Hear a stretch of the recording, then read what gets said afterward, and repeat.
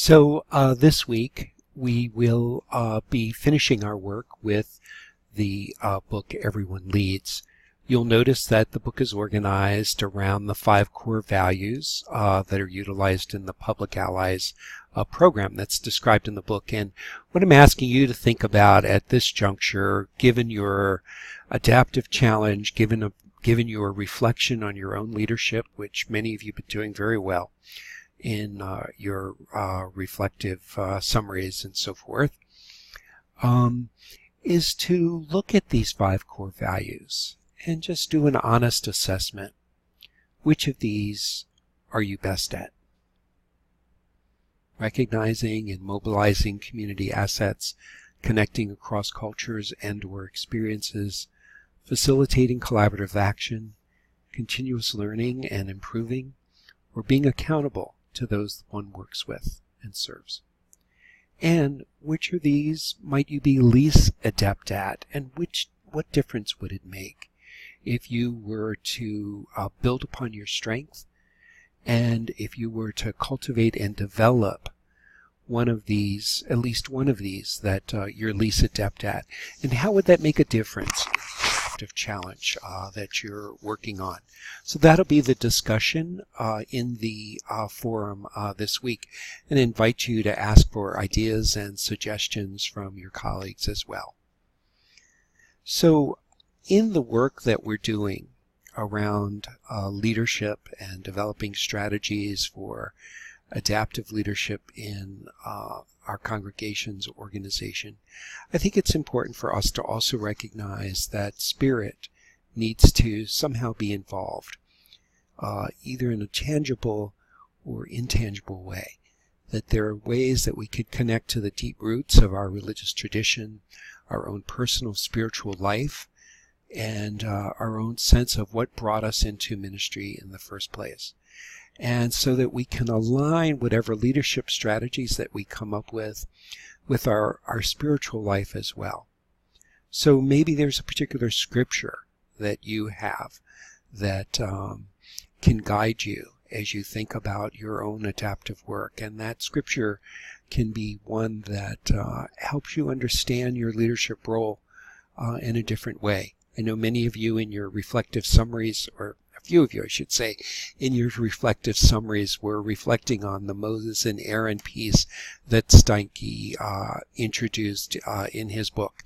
Some of you identifying more with Moses and feeling like you should be more like Aaron, and others of you who are more like Aaron and feel like you should be more like Moses, or some alchemy between the two. So find the grounding scripture for yourself as you move through these next few weeks, and as you begin to, at least as a thought experiment, begin to outline your adaptive leadership work for the adaptive challenge that you've identified for your final paper. There's at least 2 images that come to mind for me in terms of how we can image our leadership work. One is that image on the right. You see that train track where we think that, and we can imagine that we've got an idea and we're just going to go down the track with that idea and make it happen. And please don't anyone stand in my way. In that image, of course, there can be a sense of feeling empowered and directed. But it also might be a limiting image for our own leadership. And it might be the underlying reason some of us might feel frustrated in our own work. Why doesn't anyone want to get on this train?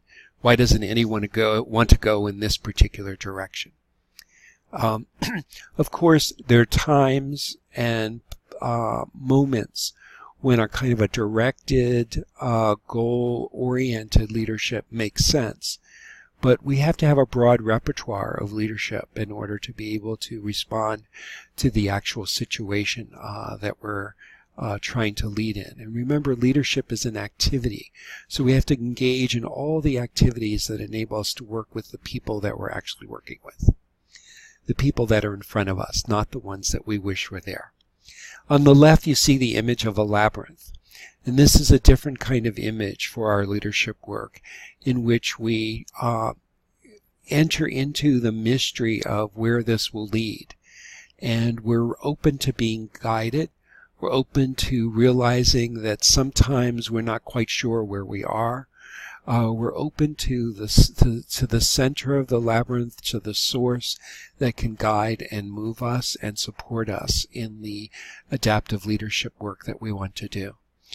Of course, most adaptive leadership work is aligned mostly with this image of the labyrinth, where we don't actually know where we will end up, but we want to walk the path of leadership. We want to walk that path alongside of others who have a stake in the future of our congregation or our organization. So there's also a time for a labyrinth image for our own leadership. Both are important. We might feel more frustrated sometimes if we only have a linear kind of approach to leadership. And we also can feel just as frustrated as we engage in a labyrinth type approach to leadership. Both have their upsides and their downsides, but the repertoire of our leadership should be some combination of both in most situations that we find ourselves. So the work of Robert Quinn has been a real inspiration to me. And in one of his books, he says that deep change, different than incremental change that's done in a gradual way, requires new ways of thinking and behaving that sometimes are discontinuous with the past, and they're generally irreversible. We might have a sense of this as we've been doing this work this semester, because we recognize, and some of you have been quite explicit about this, that when we're inviting people into deeper change, rather than quick fixes, but a deeper change, we're also inviting people into some grieving and some sense of loss to what they have known, to what they have cherished. And so it's important for us to recognize that this is a part of the leadership work as well. And sometimes we resist deep change because we resist moving into that loss that change can mean. So in order to be able to help people move towards actions, I think there's a variety of approaches. And in the Everyone Leads book, Paul Schmitz does draw upon some of the literature around asset development, asset community development, and asset mapping. Luther Snow in the Lutheran tradition has done some work with congregations around asset mapping, and I've put a resource in Moodle just for your own reference this week if you're interested in that kind of work. Let me just say a few things about this, because many of us can begin to look at the glass half empty in our congregations or our organizations, and this engages people in an activity that also allows them to talk about, well, what are the assets that they're actually bringing. So in the detailed description that you'll see and what I've provided in the resources, you'll see it's a process that engages people in small groups, 4 to 8. You hand out half sheets of paper, or you hand out the big Post-it notes and some markers, Sharpie kinds of markers, and each person will generate a stack of assets by writing one asset per page using large letters. An asset is a gift, or something that you have to give to specific categories that you might have. So it might be categories. What are the assets that we have in terms of our physical resources, our spiritual resources, our leadership resources, our engagement with the community?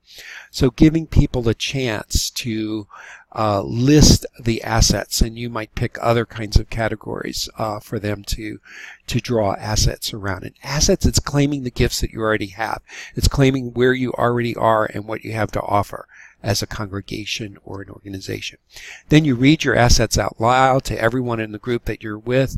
You tape the papers on the wall. If you're using Post-it notes, it gets a little easier in any kind of order. And then in these assets, you can kind of think about, physical assets, individual assets, again, or associations, institutions, economic assets, and even digging a little deeper. What signs have you seen of God's grace in the world, in the midst of your own organization?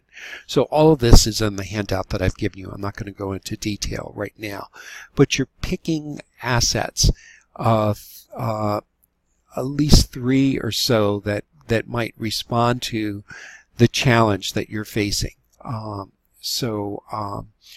If the asset is one that can really help you acknowledge what you have to offer, it might be a physical asset. You might have a physical asset of a building. You might have individual assets. You might have associations with people in your community or institutions, or economic assets, or spiritual assets. Then you form action ideas from your assets, and here's where you gather with your group by the wall. You look over all of the assets there. You think about what's the will for this congregation, the gifts that God has given you, and what are some of the actions that you can take using these gifts. And as a group, you brainstorm actions that can connect 2 or more of these assets to accomplish God's will.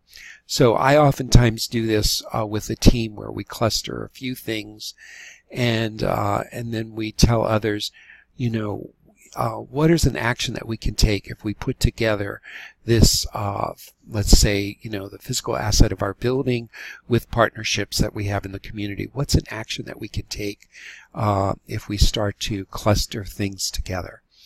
And then you end up with usually a few, 2 to 6, combining different clusters of assets representing particular actions that you've discovered.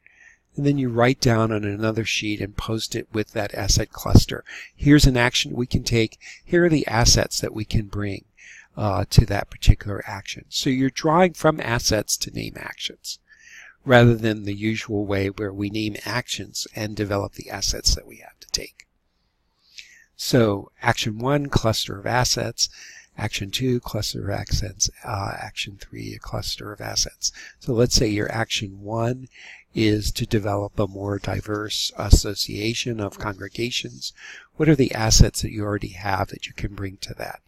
Or if your asset is to develop a broader ownership of the stewardship of the congregation and the utilizing of the gifts, what are the assets that you currently have that you might be drawing from other areas of the congregation's life to apply to this, and then what action can you take with those assets?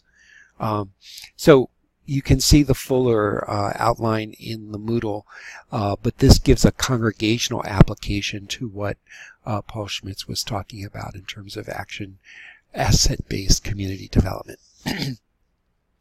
So as you begin to think about actions, you can put them together in a project or an event, a campaign, any number of things. Okay, so there's various ways to develop a repertoire of engagement in your congregation, and one of the ones that I really like is when we can engage people around important questions that matter. Oftentimes we don't give people in our organizations or our congregations questions that really challenge them to draw on the deeper reservoir of their own spiritual wisdom and insight and experience.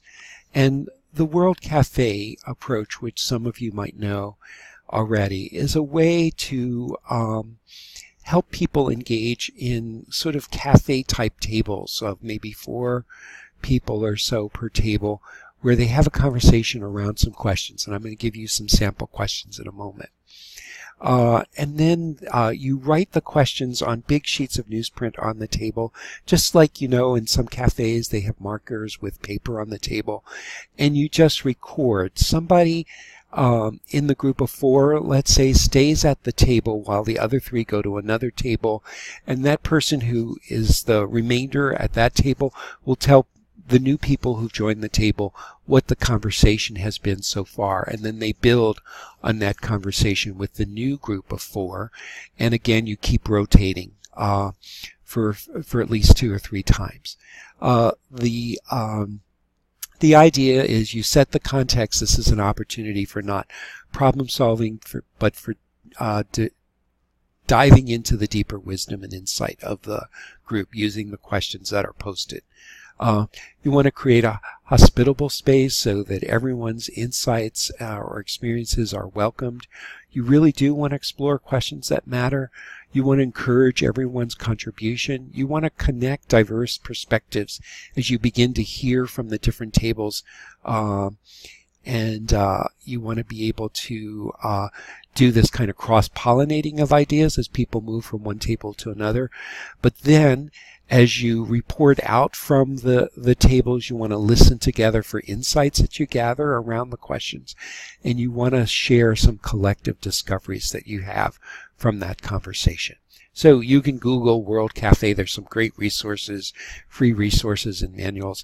But I wanted to offer this as a way for you to kind of broaden your own repertoire of engagement, particularly as we're focusing on this idea of cultivating partnership. Sometimes cultivating partnership means having a different kind of conversation with members of your congregation or organization than you usually have. So asset mapping and World Cafe are tools that I've used a lot, and I find that some congregations have developed this kind of format rather than their typical annual meeting as a way to gather more buy-in on some of the adaptive challenges or to develop a broader repertoire of collective wisdom. Some of our presbytery meetings that I've noticed can be very businesslike and orderly, and even in those situations, in the consulting I've done with presbyteries, we've done a different structure for the conversation in order for a different insights to come forward. It just occurs to me that I'll upload that resource about the World Cafe in the Moodle as well, in case you're interested.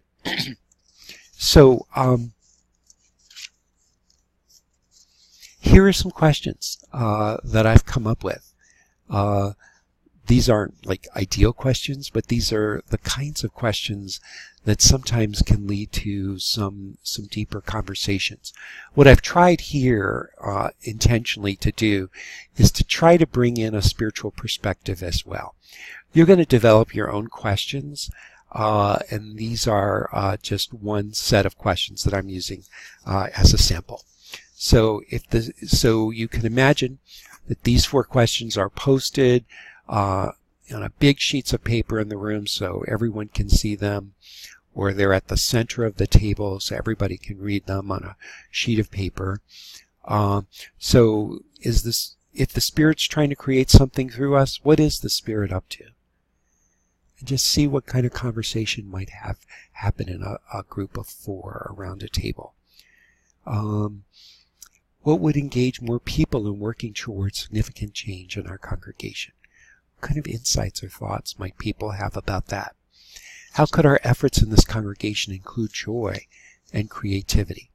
Sometimes the spirit by which we do the work of change or adaptive leadership really matters most. And so how can we engage in such a way by asking people directly, how can we do this with more joy and more creativity?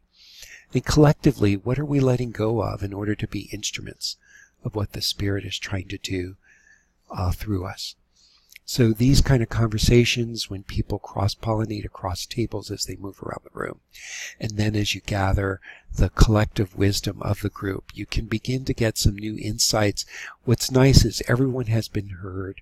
What's also nice is that sometimes people have a hard time speaking in a larger meeting, like an annual meeting or a big conference of the congregation. And so this is a way to engage a lot of input in a shorter time frame. And also there's fun and in the activity itself.